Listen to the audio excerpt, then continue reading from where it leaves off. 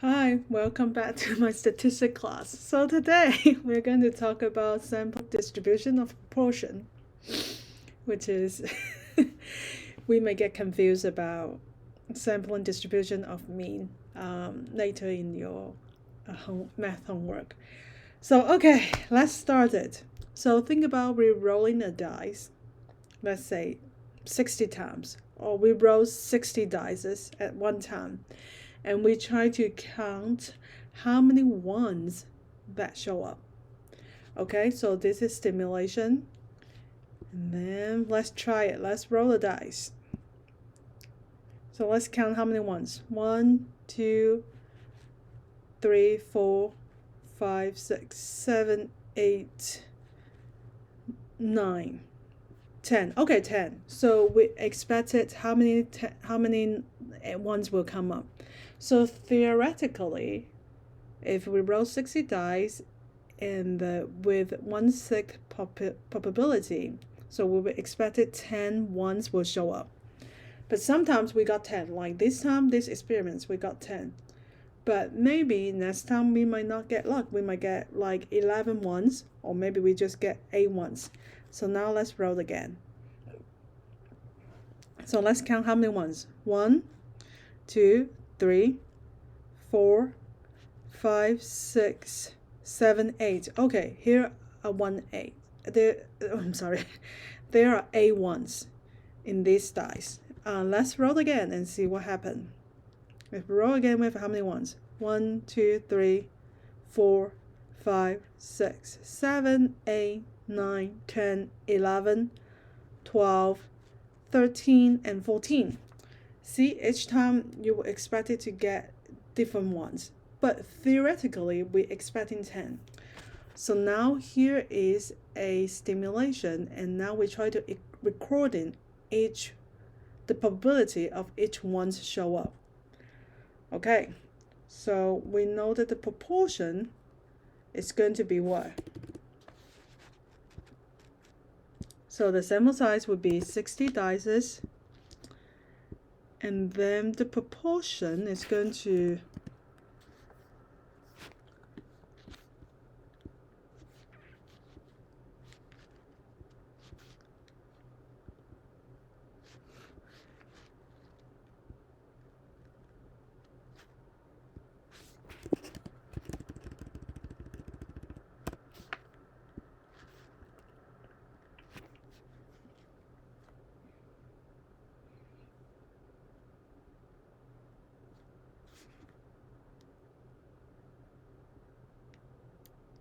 so the proportion is 0.16667, which is 1/6. And then let's generate one sample. Generate one sample means we roll 60 dice and calculate and count how many ones show up. Okay, so the first sample that when we connected, we got 10 ones, which is the proportion is the same as our expected proportion. And now create a second sample. This time we have 14 ones, which means the proportion of our second sample is 0.233. And then we rolled a second times, and each time we connect the dot. And then this time we also have 10 ones. And then we do it again. We have 9 ones. We do it again. We have 8 ones with same sample size with 60 dice. And then let's try to roll 100 dice, and each time we connect one dot about how many ones show up, the proportion of how many ones show up. So this is what the diagram look like. This is called what? Bos diagram, Bos graph.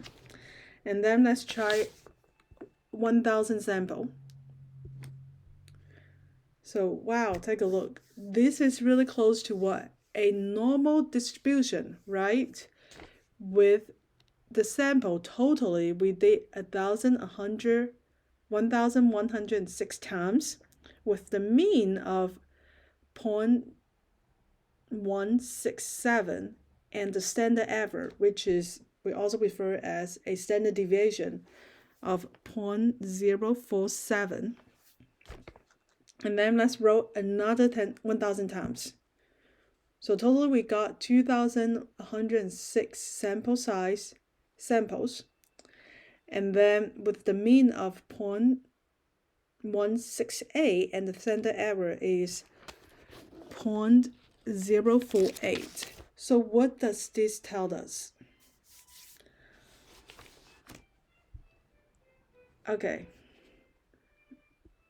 let me show you my. So look, what's the original population? So the original population is, we use the symbol P, is the set of population, a set population, proportion. For this example would be our 60 dices. So what would be our sample? Sample, we use p hat, which stimulates the sample size of 60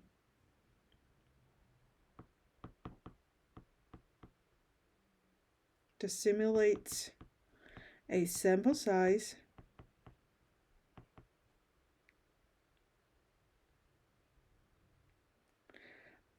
of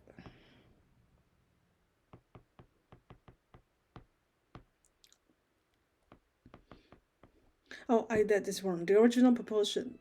Okay.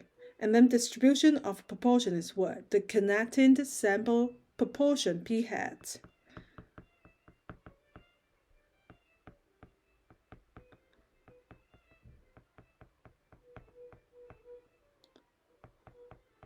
P hat from a sample size of 60. Okay, so now look at the statistic posted on the upper right of the window. What does that mean referring to? So the mean, remember from our graph. Let's look at the graph again. The mean would be the center of the graph, which is the average of the sample proportion, right? Which is our 0.0168. So the mean, which is the center of the graph, which is the average of the sample proportion,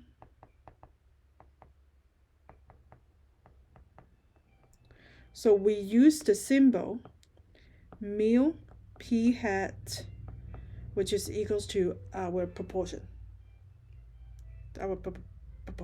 Okay, so remember in earlier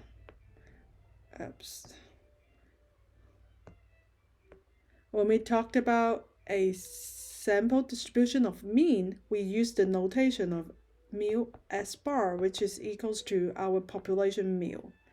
So you see the notation differences.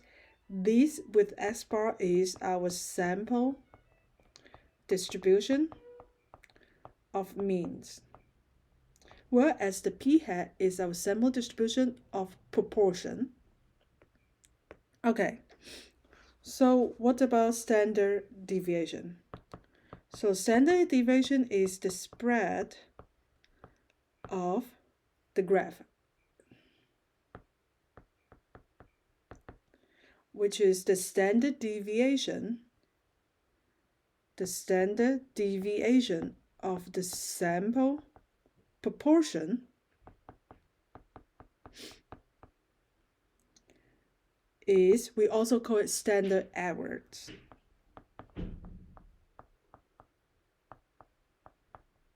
We use the notation sigma p hat. So, were you able to see that? So remember that when talked about proportion, we use p hat. When talked about sample distribution of mean, we use x bar. So now describe the shape of the dot plot created when I click on the button to take sample size of 1,000 times. So remember, when I get the sample less than like maybe 5 times or 6 times, we only have like a really spread dot. You can see the shape of the dot plot. But when it comes to 1,000 times, it starts getting like a normal distribution, right? With the center of the average of what? 0.178, which is close enough to the proportion. So this is from a normal distribution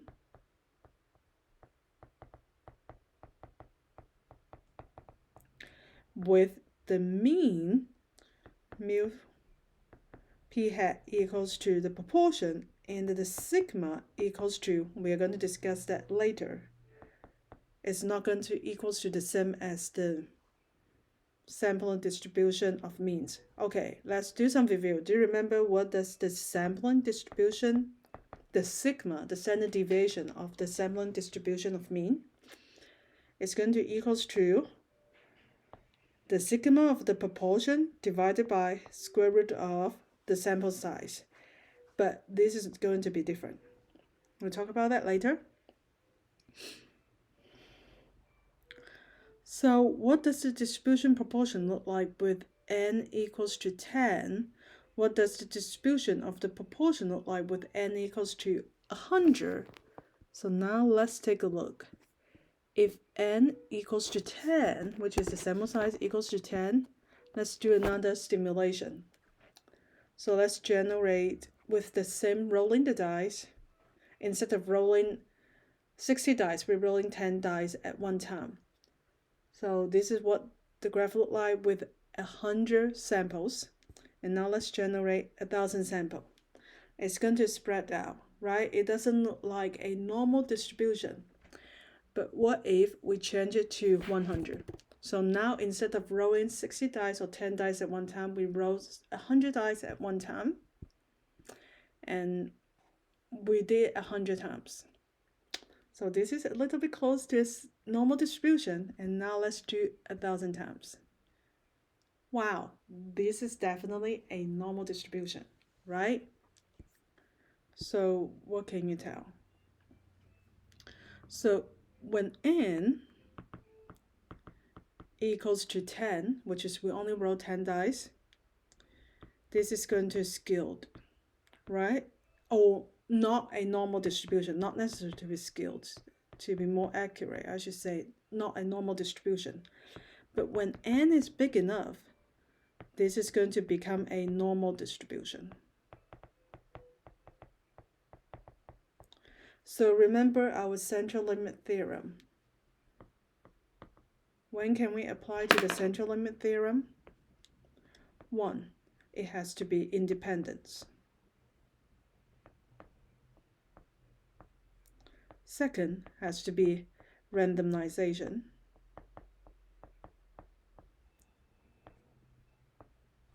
Third, the sample size, something to do with the sample size, has to be big enough.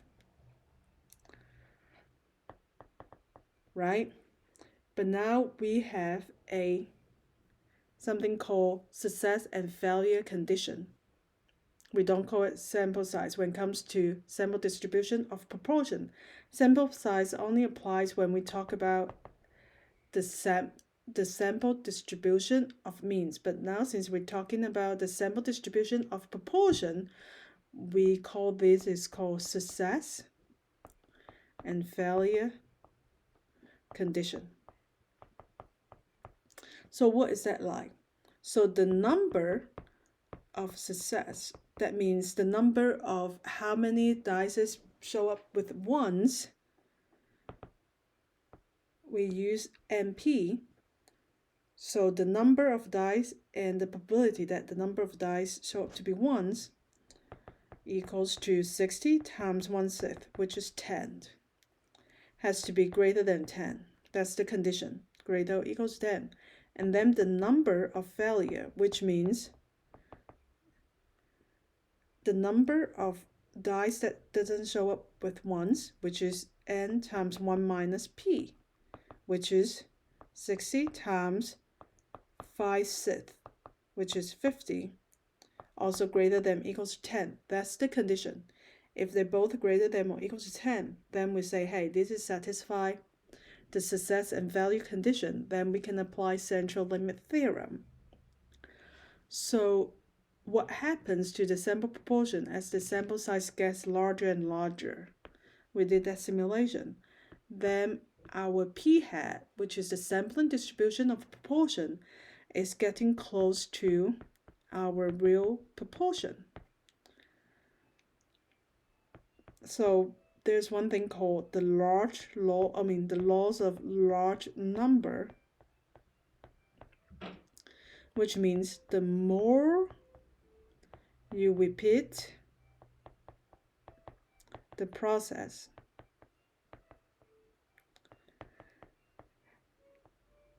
they will behave as you expected. So remember our stimulation. So let's take a look at the simulation again. So let's start it over with a sample size of 60. Let's roll in a 60 dice. So remember, if we just did it tens, we don't know what does the behavior look like. Even though we did it 20 times, still, it doesn't look like normal distribution or skewed distribution. We don't know what is this distribution. Even though we did it 100 times, it's getting close to a normal distribution, but not exactly. But the more that we repeat the process, such as we did 1,000 times, so this is more the behavior, the easier we will like predict the behavior. It's going to look like a normal distribution, even though another 1,000 times. So totally we have 20 more, okay? So let's take a look. After we did 9,000 times, look at the distribution. It's totally definitely a normal distribution with the p-hat equals to our proportion. Okay. So let's look at the standard deviation. So the standard deviation, let's just try it one more time with 100 dice. So look, if we just did it 100 times, the standard deviation, which is standard average, comes to this case, is what? 0.040. And then we roll another 100 times, it's going to be 0.039. And then we rolled 1,000 times. This has become what? 0.037. And then we did another 1,000 times, we got 0.07. So as we get bigger of the sample size, the sample standard deviation going to be what? Decrease.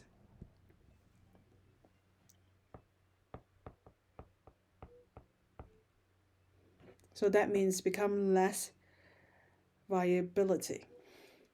Okay, so that's the introduction of the sampling distribution of proportion. I know it's still, I know the first time when I learned it, it's really confused. That's really normal.